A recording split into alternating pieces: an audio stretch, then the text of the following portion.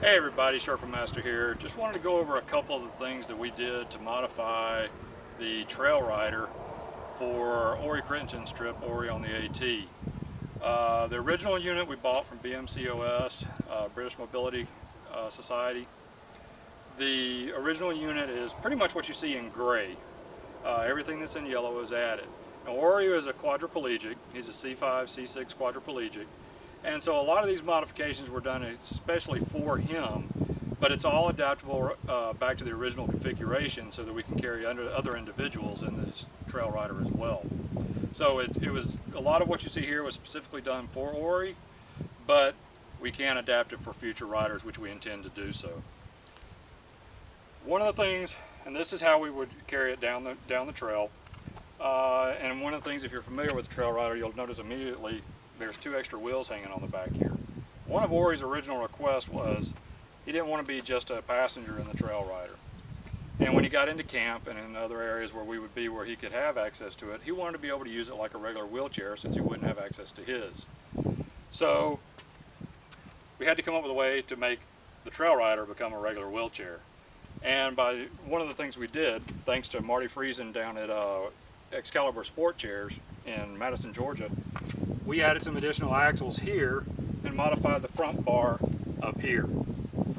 So what we did was we added some quick axles here and used 24-inch tires, off-road tires with quick connects, which we can adapt the chair. Now the reason it's hanging back here was just about the best way we found we could carry it, but we actually added straps to attach it to the bar up here and then bungee at the bottom, so when we were going down the trail, if the tires got caught on anything, it didn't jar the rider or anything, and this would have some flex and allowed us to still continue and not do any damage to the unit. So this comes off. Two quick slides here.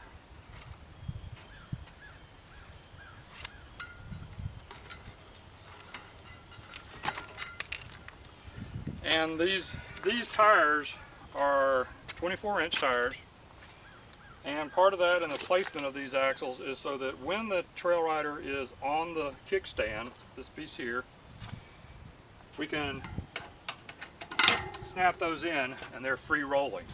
So the kickstand still works while the wheels are on. Now when we go down and we come off the kickstand, which you notice it rotates without hitting the tire, and we have both of those tires on, the main wheel is free rolling. So we can safely, while it's on the kickstand, put the equipment on, or put the tires on, not have to worry about tilting or adjusting the rider, clip the wheels on, and then with both the tires on, it's perfectly stable, and we don't have to worry about the rider. So with both of the tires in, take the kickstand off, it's perfectly stable, and that's the first part of the wheelchair. The second part, we added a 5-inch caster wheel. We had to replace this bar here. On a first trip we did, we had this quick connect barrel for the caster, and it was originally a smaller diameter pipe, aluminum pipe, and the barrel was attached to the inside. It bent and warped. It hit a root in the campsite and bent and warped. So we actually replaced the bar that was across here with a larger diameter and thicker gauge aluminum pipe, and then actually inset the barrel into the pipe and moved it to the outside. And I'll explain why we moved that in a little bit. So with a quick connect here, this tire hooks onto the front there. It's free rotating, and when you take the arms off, or the outrigger front arms, it operates very similar to a typical wheelchair. And so ORee, because he's a C5, C6, and has some use of his arms, could actually, and rotate these out of the way, he could actually operate this very similar to a wheelchair, typical wheelchair. The placement of the tires also is because it was a balance point, so he didn't tip, but yet it gave him enough that he could come up over roots and so forth if he needed to. Similar to in his chair, he could pop up. So it was pretty well balanced at this point, and it also gave him access to attach the devices without having to worry about tipping or adjusting the rider inside. All right, one of the things we noticed when we got the trail rider and did our first kind of little test trips with ORee in the seat was he kept sliding around. And we knew we were going to be on serious trail, slanted trail, rocks, you name it. And so that became an item of concern. And the material was similar to what you see on the back. It's a real slick Cordura, I guess. So one of the first things we did was we switched out the seat cushion. The seat cushion is it's actually a Super Core Slim Light honeycomb cushion. It's one that's used in a lot of sports and daily wheelchairs. It's a honeycomb material that not only allows a little bit of air to allow the seat to breathe, but it also is very cushiony. And that was a concern for impacts and skin breakdown. So we replaced the cushion, and it has a little bit different material that doesn't slide as much, and it's also contoured, so that helped with the sliding a little bit. The other thing was the original trail rider comes with straps across the upper part of the legs and across the chest. And we realized that ORee was sliding from the hips and was not staying back in the seat. ORee played wheelchair rugby, and one of the things that he came up with and suggested was we replace it with the ratchet straps that go around, typical with a rugby seat. So we replaced what would have been a strap across the legs and the chest, basically with a strap around the hips. And these are ratchet straps. Allows the rider to get in, and then you can snap it in, and then ratchet it to tighten it up. And because of the positioning, it holds the rider back and into the seat, and also kind of locks the hips in so they're not sliding back and forth. The cushions on the head and the back are the original cushions. We didn't need to replace those for any reason. The other thing that we actually modified on the cushion itself was we added handles. And the reason we did this, and they crisscross, it's a continuous piece that crisscrosses underneath, is this allowed us a way to lift ORee out of the trail rider and carry him to the shelters or to lower him down into his tent. It was basically a transfer method for us on the trail, and it allowed us to get him out of the chair very easily and not have to squat down quite as far and maintain the backs and knees of the Sherpas that were assisting him.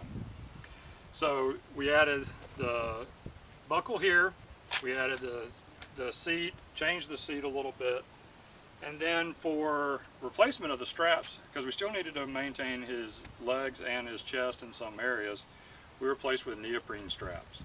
So we used an 8-inch wide 3mm neoprene for the chest, and it wraps all the way around. This gave him a little bit of cushion. It was not as much as a strap. We didn't have to worry about skin breakdown or abrasions on his person.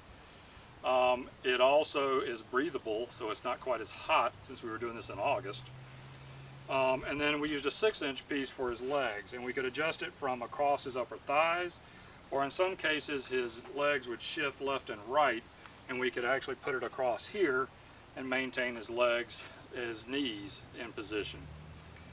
The other thing in this area that we ran into was the armrest, which swings down from this position. The armrests were not padded, and again, because of concern for skin breakdown and for just general comfort, we added a piece of the same neoprene that we used for these into the armrest and just attached them with Velcro, and that gave him a little bit of cushion in the armrest itself.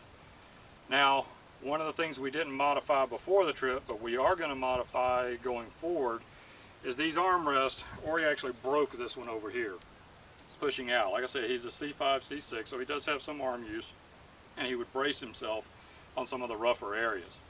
So as he was bracing, he actually broke this bracket on one area.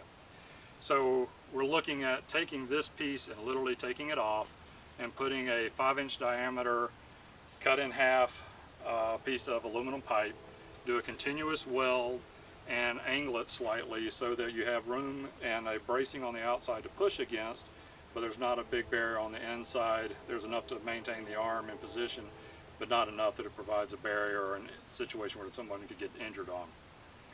So that will be replaced, and hopefully we won't be able to break that one. This seat also did come with, got it in backwards, this seat did come with a little pocket here that allowed the rider to put his phone and some immediate meds and things like that in this pocket, which was nice. And it also added a little spot where we could put a small water bottle. That was one thing we looked at.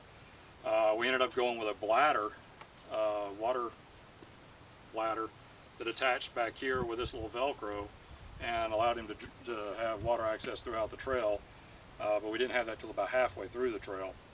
So initially it was water bottles with like a sip top on top, and it was a problem because he had to basically carry it. So that's another thing we're looking at doing, is adding an area on here that is not hanging off, because we don't want things that are going to get stuck on limbs and branches and so forth, but something that we can put a average size smart water bottle down in and allow the rider to have access to it. One of the other things we ran into with ORee, the original Trail Rider doesn't have these, and there's a piece that comes across this bar here that basically the legs rest on. And this piece here is not here either, it's just the bar. So basically your feet rest on the bar and your legs rest on the piece that's across here. It's just a plastic piece. Well, the problem we ran into with ORee was ORee has leg spasms, and they were pretty severe. And so when we would go bouncing down the trail, it would stimulate him to have leg spasms, and he would kick out from underneath and off the bar, which was a concern because he would scrape his legs on the top of the plastic piece here, even though we did have a cushion in it, which was a concern for skin breakdown. And also his legs would kick out across this bar, which was another area of concern for skin breakdown or bruising as we were going down the trail.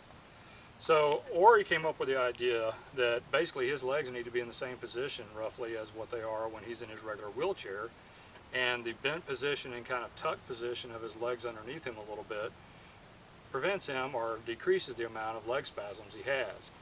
So we went back to our guy at Excalibur Sports Chairs, Marty. I said, Marty, we need to put a footrest on here. So Marty cut us out a footrest, and we actually put skateboard decking tape on top of it, which helps with the sliding as well. And added, again, similar to the seat here, we added a ratchet strap across the feet that allows the feet to be locked in. Now, behind the feet, we originally had ORee's foot strap from his actual wheelchair, but basically a strap across the back here that would keep the feet locked in, toes up against the front here, and allow the feet to stay stationary. And this kept his legs bent and in as close as we could get position to what would be in his wheelchair. And it did drastically help the amount of spasms he had. It also kept him from kicking out and so forth, and kept his feet safe and inside the vehicle. But we had bars sticking up, and we didn't want to just cut these off, because we do want to go back and use this for other people, and we may need to go back to that original configuration for some people. So we left the bars here, but as we would go, his legs would lean and bump up against the bars. So we simply took good old $1 pool noodles and slid them over them. And that was sufficient enough to protect his legs. It was soft enough that it wasn't any concern for skin breakdown and bruising, and worked really well. This foot plate is adjustable back and forth. We left screws and holes there. There's extra holes for moving the actual foot strap. This can rotate simply by, and it's really clamped in right now, but with a quick flips here, we can rotate this back and forth. And that was another reason why we put the barrel on the bar here on the outside, was this greater potential to move this and rotate this with that in place. So this is still movable. We can adjust it for the angle of individual riders, and it allows us to still take that plate off and put the original configuration back on if we want to. Okay, when it came to the braking system on the Trail Rider, the braking system was great as it was for general use. The problem we ran into was, again, we had trees, we had other issues in lifting and moving around. We also had different sized people that were going to be operating the back. We were going up steep hills and down steep hills, so we had to make some adjustments. The braking system, it's a disc brake system. The disc brakes were awesome. We loved them, worked great, but the handle placement was what we ended up having a problem with and having to make some adjustments. The original brake system came with this handle over here, and it works great on the lower side, but we ran into a situation where the person was going along and their hand got pinched against a tree going down a hill, so he couldn't let go of the brake and couldn't shift enough to get his hand out from the tree, so he had to hold it there until we could give him some help. Therefore, we started off and we moved the brake up to this side. Well, that didn't help either, because again, it was on the same side, he couldn't let go. So we ended up doing a pass-through brake system and moving it to this side so that you have one on each side for the brake, which allows you to actually take a hand slightly off if you're about to get pinched. But it also allows, if you're going uphill, for me, going uphill, the unit way down here, it's hard for me to brake with this hand because it's so low and control the unit.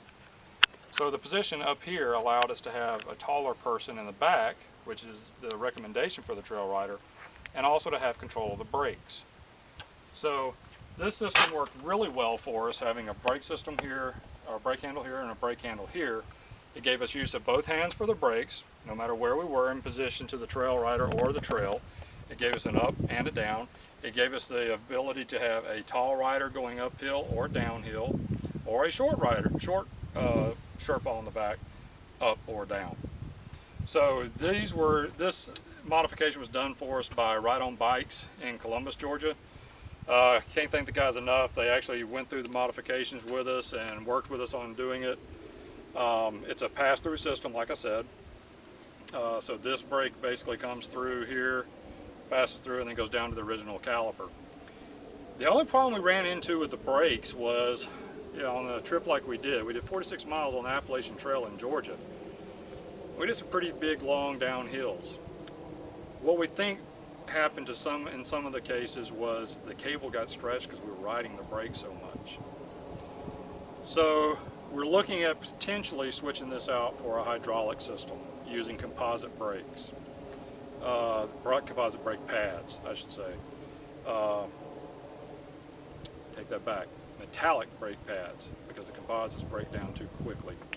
So metallic brake pads with a hydraulic system, simply because we can carry a small amount of oil to make any repairs we need to, and we don't have to deal with the actual cable stretch. We can add a little bit of oil into the system and maintain the pressure and not have to worry about cable stretching. The other part that you'll see here is these are not the original hand grips.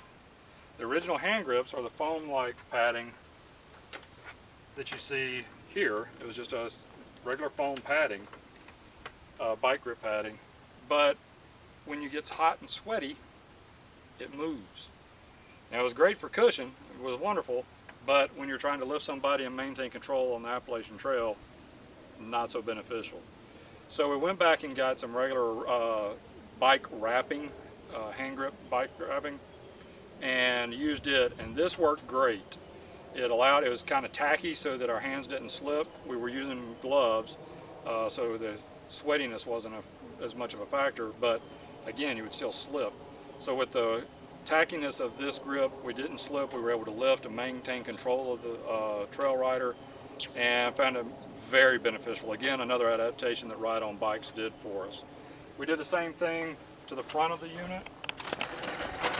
You'll see the front grips are the same way, so that we had the same type of grip on the front. And again, it allowed the Sherpa in the front to have good control of the unit. So that is the majority, I think, of the modifications we did to the Trail Rider. It worked great.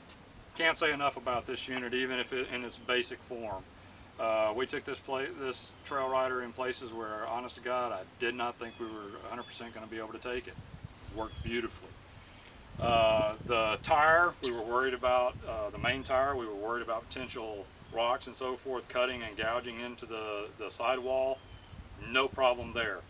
The brake guard that is on the piece of metal that's protecting the brake system worked beautifully. If that had not been there, we would have shattered the brake system many times over. So that simple little piece of metal that protects the brake system, invaluable. The whole unit as a whole, great. It carried the weight, it carried the individual. The size and diameter of the tire worked well going over some of the typical roots and rocks we encountered. The unit was adaptable and able to be picked up and moved around. But the problem with the picking up and moving around was there wasn't a whole lot of places to grab a hold of. So one other minor adaptation we used was we came up with handles that we could clip into the axles that we'd already added. They were in a position where it was under the heaviest center of mass, and it allowed us a position where we didn't have to have handles built in and carried the whole time. The main part of this is just a typical wheelchair axle that fits into the housing, into the hubs that we already have. So it's just a basic wheelchair axle. Marty, again, at Excalibur sports chairs, came up with this little piece here that the axle fits into. We have a 1,200 pound test strap here, and then just a simple wooden handle dowel. This clips in to it as Sherpas would carry it, and then allows a position where if we got a big log or something like that, the Sherpas could come right alongside and have a handle to help pick up and lift the unit over any rocks or logs or anything like that. So very simple solution, but by simply having that axle there for the chair, for the additional wheels, it had the added benefit of a safety factor and a additional helpful factor on trails like we were on, where we did have several areas we had to go over 3 and 4 foot logs, lower down off of rocks and things of that nature. So this was a little bit of an afterthought after one of our first test trips, but became very invaluable on the trail. Okay, one other thing that we ran into was a couple things that we would modify going forward again. One was the pins here that hold the front bars on. We ran into a situation where the little welded part snapped and we almost lost one of the pins. We took some baling wire, wrapped it around it, which held it together and held it in place. But that is one thing we're looking at, possibility of trying to find a replacement for, is those pins. The pins work great. It was just the piece that holds it, the little baling wire part that holds it on to the unit that keeps it from sliding out, broke, which could have been a problem. Fortunately, it wasn't. Another thing we ran into was when the person is in the unit and in this configuration and you want to take it off of the kickstand and you don't have a lot of room, one of the recommendations is the person in the back lift. Well, if you've got ORee was, even though he's a quadriplegic, because of his leg spasms, he hasn't lost a lot of weight. He was about 180 pounds, I think, when we were on the trail. So one of the things we did was simply add a little toggle here so that the person in the back has something to lift from, and basically they can use their shoulders and legs to lift from to take off the kickstand. So that was just a little something there, instead of having to grab onto the bar, just something quick and easy that we could grab onto and lift with. The other recommendation we had was the kickstand locks in the up position. In the down position, all you got to do to take off the kickstand is roll it forward. Now, when we were on the trail, the kickstand's great, but we tried to come up with a way to lock it in the forward position and weren't quite successful in that while we were on the trail. but that would be a nice feature if it was something that we could lock in when we needed to, but not have to lock it in every time. Because on a downhill, if we had to stop and take a break or exchange Sherpas, it really would have been beneficial to have that stability rather than having to maintain a person really in a strained position to maintain the unit. So that's another thing we would probably modify to just make some minor improvements to the unit.